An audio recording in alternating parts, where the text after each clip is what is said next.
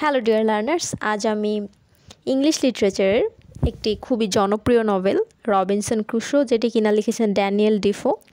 তো এই ড্যানিয়েল ডিফোর এই বিখ্যাত নভেল বা জনপ্রিয় নভেলটি নিয়ে আজকে আমি বাংলা সামারি বলবো এই ভিডিওতে। তো আমি মেইন পয়েন্টগুলো সংক্ষেপে নোট করে এখানে বিশ্লেষণ করার চেষ্টা করব। তো আশা করছি ভিডিওটি আপনাদের জন্য অনেক হেল্পফুল হবে। তো চলুন সামারিতে যাওয়া যাক। Robinson Crusoe by Daniel Defoe, published in 1719, is a classic adventure story. The novel is a fictional autobiography of the title character.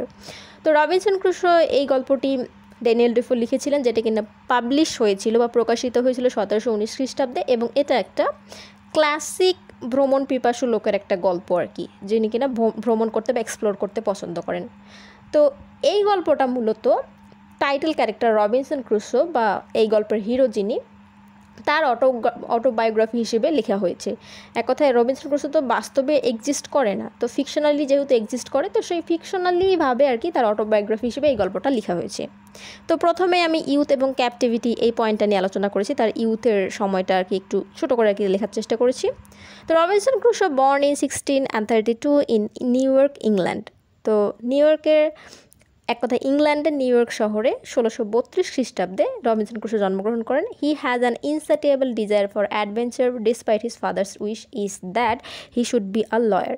তো যদিও তার বাবা আর কি চাইতেন যে তার একজন লয়ার বা আইনজীবী হওয়া উচিত বা ল ফার্মে জব করা উচিত, কিন্তু রবিনসন ক্রুশো নিজে তা হতে চাইতেন না।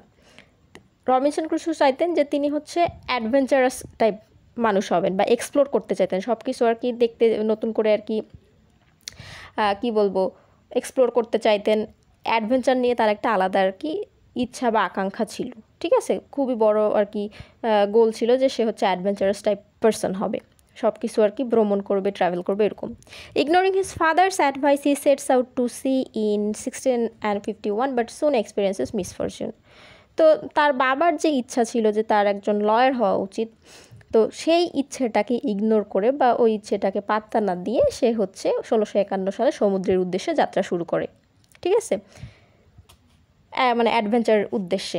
কিন্তু খুব খুব কম সময়ে, মানে যাত্রা শুরু করার খুব তাড়াতাড়ি সময়ের মধ্যেই বা খুব অল্প সময়ের মধ্যেই তার আর কি দুর্ভাগ্যক্রম আর কি আসতে থাকে। এক কথায় তার কপাল খারাপ হতে থাকে আর কি, সে আর কি অনেক কিছু বাজে কিছু এক্সপিরিয়েন্স করতে থাকে, including being captured by pirates and enslaved. যেমন যাত্রা শুরু করার পরপরই সে হচ্ছে পাইরেটস বা জলদস্যু যারা থাকে, জলদস্যুরা হচ্ছে তাদের জাহাজকে হচ্ছে আক্রমণ করে এবং তাদেরকে দাসত্বের মধ্যে ফেলে দেয়, ঠিক আছে। রবিনসন ক্রুশো এমনও হয়েছে যে দাসত্ব করেছে মানুষের বা হচ্ছে জলদস্যুদের, এরকম এই ধরনের মিসফরচুনগুলো তার লাইফে আসতে শুরু করে।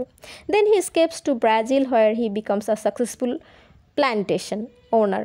তারপর সে হচ্ছে এনস্লেভমেন্টে থেকে একদিন হঠাৎ করে ব্রাজিলের উদ্দেশ্যে পালিয়ে যায়। এক কথা দাসত্বতে না থেকে সে তখন ব্রাজিলের উদ্দেশ্যে পালিয়ে যায় এবং সেখানে একটা খুবই সাকসেসফুল প্ল্যান্টেশন ওনার বা বিজনেসম্যান আর কি হয়ে ওঠে আর কি। তো এরপর দেখা যাচ্ছে যে ইন 1659, আচ্ছা, এই পয়েন্টটার নাম হচ্ছে শিপরেক, অর্থাৎ হচ্ছে তার জাহাজটা যে ভেঙে যায় বা একটা দ্বীপে গিয়ে পৌঁছায়, এই পয়েন্টটা নিয়ে আমি এখন আলোচনা করব। তো in 1659 Crusoe joins an expedition to bring slaves from Africa, but he is shipwrecked in a storm and washes up on a deserted island. তো 1659 সালে ক্রুশো হচ্ছে একটা অভিযানে আর কি যুক্ত হয়। কেন যুক্ত হয়? এক কথা একটা জাহাজ বা সমুদ্র অভিযানে যুক্ত হয়। সে হচ্ছে আফ্রিকা থেকে কিছু দাস আর কি আনতে যাচ্ছিল, যারা হচ্ছে তার হয়ে দাসত্ব করবে। তো এই দাসত্ব আনার তার বিজনেস পারপাসে আর কি কিছু দাস আনতে যাচ্ছিল, স্লেভ বা দাস আফ্রিকা থেকে।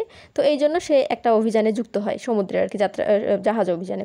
কিন্তু দুর্ভাগ্যবশত তার জাহাজটা হচ্ছে ঝড়ে আর কি ভেঙে যায় এবং সেই সমুদ্রে সে ভাসতে একটা পর্যায়ে সে একটা ডিজার্টেড আইল্যান্ডে, ঠিক আছে, জনমানবহীন শূন্য একটা হচ্ছে আইল্যান্ডে এসে পৌঁছায়। He is the only survivor there, সে একমাত্র সেই শুধু আর কি সেখানে বেঁচে ছিল ওই জায়গায়। He brings tools, weapons and other supplies from the wrecked ship. তো একটা পর্যায়ে দেখা যায় যেহেতু সে ওই ডিজার্টেড আইল্যান্ডে পৌঁছে গেছে, ওখানে তো তার কাছে তো সেরকম সার্ভাইভ করার মতো তো জিনিসপত্র লাগবে তার, তাই না? তো সেই জন্য সে ভাঙা জাহাজটা থেকেই প্রয়োজনীয় আর কি জিনিসপত্র, অস্ত্র এবং প্রয়োজনীয় খাবার সামগ্রী যেগুলো ছিল সেগুলো সে ওই রেক্ট শিপটা থেকে, ভাঙা শিপটা থেকে নিয়ে আসে ওই আইল্যান্ডের আর কি একটা জায়গায়। এরপর লাইফ অন আইল্যান্ড, তারপর তার হচ্ছে জীবনটা ওই আইল্যান্ডে কীভাবে কাটতেছে সেটা নিয়ে আলোচনা করি। Crusoe initially struggles to survive there but gradually he creates a comfortable life for himself. তো রবিনসন ক্রুশো প্রথমের দিকে খুবই স্ট্রাগল করতে থাকে যাতে সেখানে সে টিকে থাকতে পারে, বেঁচে থাকতে পারে ওরকম একটা আইল্যান্ডে যেখানে কোনো মানুষ নেই, কোনো খাবার দাবার নেই। তো সে যথাসাধ্য আর কি চেষ্টা করে কীভাবে আর কি স্ট্রাগল করে এখানে বেঁচে থাকা যায়। এবং সে এক পর্যায়ে কি হয়, সেখানে তার একটা কমফোর্টেবল লাইফ ক্রিয়েট করেই ফেলে, মানে কিভাবে একটা আরামদায়ক একটা জীবন পার করা যায় এরকম একটা সিস্টেম সেখানে তৈরি করে ফেলে নিজে নিজেই। He hunts, grows crops, domesticates goats and builds a fortified home. সে সেখানে কি করে, ফসল ফলায় এবং হচ্ছে গবাদি পশুর আর কি কি বলবো পালন করা শুরু করে, বা তাদের দিয়ে আর কি কীভাবে কাজে লাগানো যায় সেসব শুরু করে, এবং সেখানে নিজের জন্য একটা ভালো একটা বাড়ি তৈরি করে থাকার মতো আর কি। He becomes introspective, remembering his past sins and he becomes more sensible and responsible person. তো সেখানে সে একা থাকতে থাকতে সে অন্তর্দৃষ্টি সম্পূর্ণ মানুষ হয়ে ওঠে, এক কথায় যে সূক্ষ্মভাবে চিন্তা করতে থাকে আর কি, থটফুল একটা পার্সনে পরিণত হয়। কী সব মনে করে, যে সে মনে করে যে তার অতীতের সে কী পাপ করেছে, সিনগুলো করেছে, সে তার বাবার আদেশ মানেনি, সে হচ্ছে কারো আদেশ উপদেশ হচ্ছে কানে নেয়নি, এই ধরনের পাপ বা হচ্ছে অ্যাডভাইসগুলোর কথা সে মনে করে এবং থটফুল হয়ে পড়ে একটা পর্যায়ে, এবং আস্তে আস্তে সে অনেক সেন্সিবল, ঠিক আছে, সেন্সিবল এবং হচ্ছে অনেক কর্তব্য দায়িত্বশীল মানুষ হয়ে মানুষে পরিণত হয় আর কি। এক কথায় সে আর কি খুবই কি বলবো একটা জ্ঞানী মানুষ টাইপের একটা পর্যায়ে আর কি চলে যায়। Also he practises religion there which reflects his seeking for God's mercy. এবং সেখানে সে যে একা ছিল সে কিন্তু সেখানে ধর্মচর্চা করতেও ভুলে যাননি, সেখানে সে ধর্মচর্চা করত এবং এটার মাধ্যমে এটা প্রকাশিত পায় যে সে হচ্ছে সৃষ্টিকর্তার মার্সি বা সহানুভূতি বা করুণা আদায় করার চেষ্টা করছিল ধর্মচর্চার মাধ্যমে। এরপরের পয়েন্ট হচ্ছে the footprint. After many years alone, Crusoe is shocked to discover a human footprint on the beach which feels him with terror. তো অনেক বছর পরে হঠাৎ করে ক্রুশো ডিসকভার করলো যে সেই আইল্যান্ডটার একটা জায়গায় হচ্ছে মানুষের পায়ের ছাপ ওই বিচের মধ্যে আর কি। তো এটার কারণে সে একরকম ভয়ই পেয়ে গেল। He becomes so anxious and about the threat of cannibals who occasionally visit the island to kill and eat their prisoners. সে আসলে এসব দেখে অনেকটা অ্যানজিয়াস বা উদ্বিগ্ন বা চিন্তাশীল হয়ে পড়ে, কারণ সেই আইল্যান্ডে কিছু রাক্ষস ছিল বা মানুষ খায় যে রাক্ষসগুলো সেগুলো ছিল, যারা প্রায়ই ওই আইল্যান্ডে আসতো দেখতে, যারা হচ্ছে মানুষকে মারে এবং তাদেরকে খেয়ে ফেলে, ঠিক আছে। এবং হচ্ছে তারা কিছু কিছু মানুষকে আর কি প্রিজেন্ট করে রাখতো, সেই প্রিজনারদেরকেও খেয়ে ফেলতো সেখানে মেরে। তো এই জন্য রবিনসন ক্রুশো একটা পর্যায়ে ওই ফুটপ্রিন্টগুলো আর কি ওদের ভেবে আর কি ভয় পেয়ে যায়। এরপর আসছে ফ্রাইডে পয়েন্ট। তো ফ্রাইডে মূলত এখানে একটা ক্যারেক্টারের নাম। Crusoe then rescues a prisoner from a group of cannibals and the man becomes Crusoe's faithful companion and servant. তো ক্রুশো তারপরে একটা পর্যায়ে ওই রাক্ষসদের হচ্ছে প্রিজনার গ্রুপ থেকে, যাদেরকে আর কি খাওয়ার জন্য আর কি নিয়ে আসছিল, সেখান থেকে একটা মানুষকে বা একজনকে হচ্ছে বাঁচায় আর কি ওদের কাছ থেকে। এবং এই মানুষটা একটা পর্যায়ে ক্রুশোর অনেক বিশ্বাসযোগ্য সঙ্গী এবং দাস বা চাকর হয়ে উঠে আর কি, ঠিক আছে, যে হচ্ছে ক্রুশোর সবগুলো কথা মানে, ক্রুশো যেভাবে তাকে চলতে বলে সেভাবে চলে এবং অনেক বিশ্বাসী একটা আর কি সঙ্গী হয়ে ওঠে।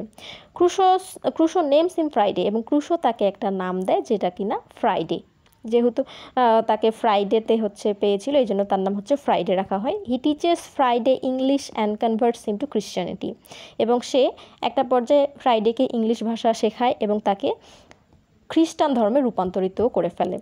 Together they improve their living conditions and prepare for possible, এবং তারা একসাথেই হচ্ছে তাদের যে বাঁচার জন্য যে পরিস্থিতিটা আরও উন্নত করতে হবে এটা উন্নত করে ফেলে, তাদের পারিপার্শ্বিক অবস্থাগুলো আরও উন্নত করে, খাওয়া দাওয়া বেশি করে যোগান দিতে শুরু করে এবং পসিবল অ্যাটাকগুলো যে আসতে পারে, মানে সামনে যে আরও কোনো দুর্ঘটনা বা হচ্ছে কোনো যে ডেঞ্জার কিছু সৃষ্টি হতে পারে, এটার জন্য নিজেদেরকে প্রস্তুত।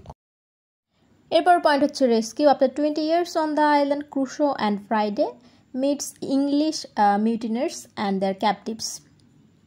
তো 28 বছর পরে, এক কথায় ওই আইল্যান্ডটাতে বা দ্বীপে 28 বছর জীবনযাপন করার পরে ক্রুশো এবং ফ্রাইডের সাথে কিছু ইংরেজি বিদ্রোহী এবং তাদের এলাকার তো বলবো না, এক কথায় তাদের হচ্ছে শহরবাসী বা তাদের দেশের কিছু নাবিক বা নৌযাত্রীদের সাথে তাদের দেখা হয়, যারা কিনা জাহাজে করে তাদের আইল্যান্ডটাতে এসে পৌঁছায় আর কি। ঠিক আছে, তো Crusoe helps the captives to regain control of their ship. তো ক্রুশো তার ওই মানে তার দেশের সেই নাবিকগুলোকে তাদের যে শিপের হচ্ছে কন্ট্রোলটা ফিরে পেতে সাহায্য করে। এক কথা তাদের জাহাজের নিয়ন্ত্রণ হারিয়ে ফেলেছিল তারা, যার কারণে এই আইল্যান্ডে এসে পৌঁছায় এবং সেই জায়গায় ক্রুশো তাদেরকে ওই সমস্যাটা থেকে উদ্ধার করে, তাদেরকে পুনরায় আর কি সেই জাহাজের নিয়ন্ত্রণ নিয়ে এসে দেয়। The grateful captain of the ship helps Crusoe and Friday to leave the island and return to England. তো সেই জাহাজের কৃতজ্ঞ ক্যাপ্টেন যিনি ছিলেন তিনি অনেক কৃতজ্ঞ হয়ে যান, তার যেহেতু ক্রুশো এবং হচ্ছে ফ্রাইডে তাদের হেল্প করেছেন। তো তারা কি করে, ওই জাহাজের যারা সদস্য ছিল সবাই মিলে এবং ক্যাপ্টেন সহ ক্রুশো এবং ফ্রাইডেকে হচ্ছে তাদের ওই আইল্যান্ডটা ত্যাগ করতে সাহায্য করে। কিভাবে, যে তারা হচ্ছে ওদের দুজনকে নিয়ে পুনরায় ইংল্যান্ডে আর কি যাত্রা শুরু করে, এক কথা তাদেরকে ইংল্যান্ডে পৌঁছে দেয়। এরপর পয়েন্ট রিটার্ন টু সিভিলাইজেশন।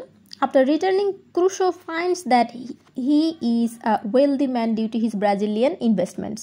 তো ক্রুশো যখন ইংল্যান্ডে ফেরত আসলো, তারপর সে জানতে পারে যে সে অলরেডি একটা অনেক প্রভাবশালী সম্পদশালী মানুষে পরিণত হয়েছে, মানে তার নাম আর কি সেভাবে খ্যাত হয়েছে। কারণ কি, তার যে ওই যে খুবই আগে মানে এই আইল্যান্ডে মানে দ্বীপটাতে পৌঁছানোর আগে তার যে একটা ব্রাজিলিয়ান বিজনেস ছিল, তো সেই ব্রাজিলিয়ান ইনভেস্টমেন্টের কারণে বা বিজনেসের কারণে অলরেডি সে অনেক একটা ওয়েলদি ম্যান হয়ে গেছে, যদিও সে সেখানে উপস্থিত ছিল না, কিন্তু তার ব্যবসা ঠিকই চলছিল আর কি।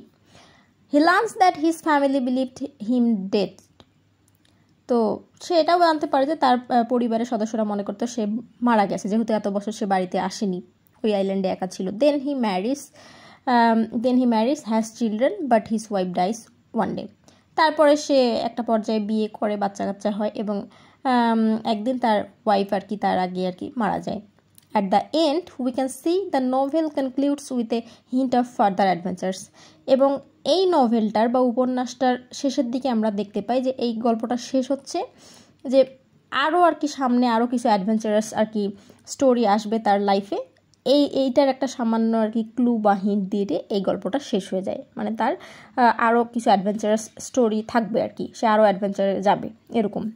তো এই নভেলটার থিমগুলো মূলত হচ্ছে সেলফ রিলায়েন্স, মানে স্বনির্ভরশীল যে একটা বিষয় থাকে সেটা বোঝাচ্ছে, সিভিলাইজেশন ভার্সেস নেচার, যে নেচারের সাথে হচ্ছে শহরের জীবনযাপনের যে পার্থক্যটা সেটা দেখানো হয়েছে, নেচারে কীরকম সিভিলাইজেশনে কীরকম, রিডেমশন পুনঃপ্রাপ্তি, ঠিক আছে, colonisation, European colonialism and survival solitude. তো এগুলোই মূলত হচ্ছে এই গল্পের মূল থিম। তো এই হচ্ছে রবিনসন ক্রুশো নভেলের সারসংক্ষেপ আর কি বলবো। তো এই গল্পের একটাই হচ্ছে মেসেজ বলা যাবে যে আছে, একটা না ঠিক অনেকগুলোই আছে, তার মধ্যে কয়েকটা যেমন নেচার কিভাবে আর কি মানুষকে আর কি সারভাইভ করতে সাহায্য করে বিভিন্ন দিক থেকে, ইভেন একটা মানে অচেনা আইল্যান্ডে একটা মানুষ কীভাবে আর কি তার নিজের আর কি কি বলবো সেন্স কাজে লাগিয়ে আর কি কীভাবে সেখানে টিকে থাকে, কিভাবে সে হচ্ছে একটা মরুভূমি টাইপ একটা জায়গাকে তার নিজের আর কি বসবাসযোগ্য স্থান তৈরি করে ফেলে, এগুলো তারপর হচ্ছে কিভাবে আর কি স্বনির্ভরশীল হতে হয় এটসেট্রা, এগুলোই ঠিক আছে। আর এটার মাধ্যমে হচ্ছে ইউরোপিয়ান কলোনিয়ালিজম এই দিকটিও আর কি প্রকাশিত হয়েছে। তো আশা করি মানে মেইন যেটা কথা বা গল্পটা আপনারা বুঝতে পেরেছেন, আশা করি এটা আপনাদের জন্য অনেক হেল্পফুল হবে। তো ভিডিওটি যদি ভালো লেগে থাকে অবশ্যই ভিডিওটি দেখবেন, শেয়ার করবেন এবং আমার চ্যানেলটি সাবস্ক্রাইব করে দিবেন। Thank you.